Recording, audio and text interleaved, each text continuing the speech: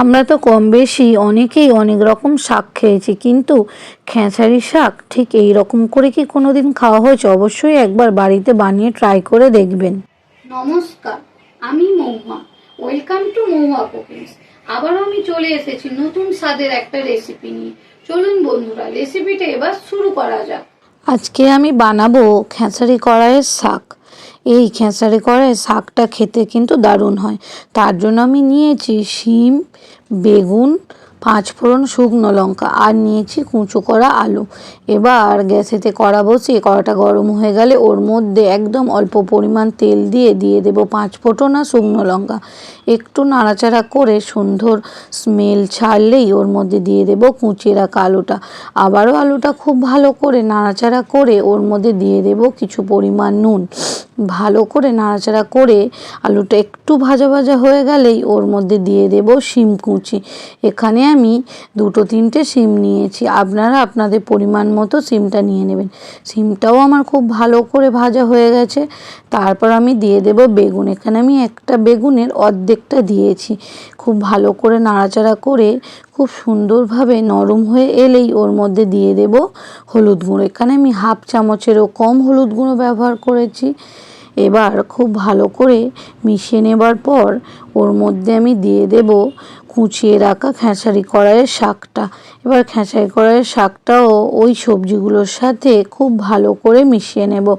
এবার এরকম করে শাকটা মেশালে খুব তাড়াতাড়ি শাকটা নরমও হয়ে যাবে।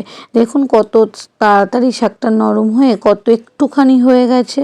আবারও ভালো করে নাড়াচাড়া করে শাকটা মিশিয়ে নেবার পর ওর মধ্যে দিয়ে দেব কিছু পরিমাণ জল। এখানে আপনারা অবশ্যই গরম জল ইউজ করবেন, কিন্তু আমার হাতের কাছে গরম জল অ্যাভেলেবেল ছিল না বলে আমি ঠান্ডা জলই দিয়ে দিয়েছি। এবার খুব ভালো করে নাড়াচাড়া করে চাপা দিয়ে বেশ কিছুক্ষণ হতে দেব।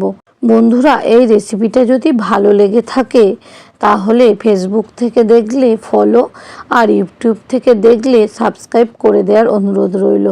আপনাদের একটা সাবস্ক্রাইব আমার কাছে খুবই গুরুত্বপূর্ণ। এবার ভালো করে চাপা দিয়ে রান্না করা হয়ে গেছে।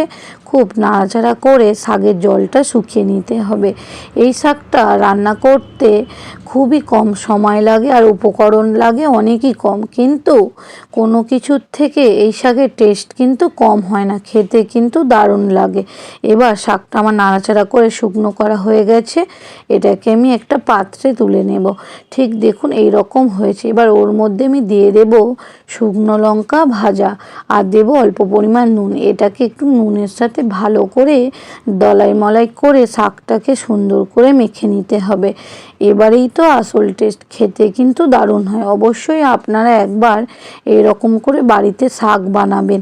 খুবই কম সময় লাগবে, কোনো মশলা দেওয়ার দরকার নেই, বাটাবাটির ঝামেলা নেই, কিন্তু সুস্বাদু আর টেস্টি খাবার হয়ে যাবে। এবার আমার শাকটা খুব ভালো করে মেশানো হয়ে গেছে। এই শাকটা মেশানোর সময় নুনের কথাটা আমাদেরকে অবশ্যই মনে রাখতে হবে, যেহেতু শাক তৈরি করার সময় নুন কিছুটা দিয়েছিলাম। ভালো খাবেন, সুস্থ থাকবেন। দেখা হচ্ছে কিন্তু নেক্সট ভিডিওতে। বাই বন্ধুরা।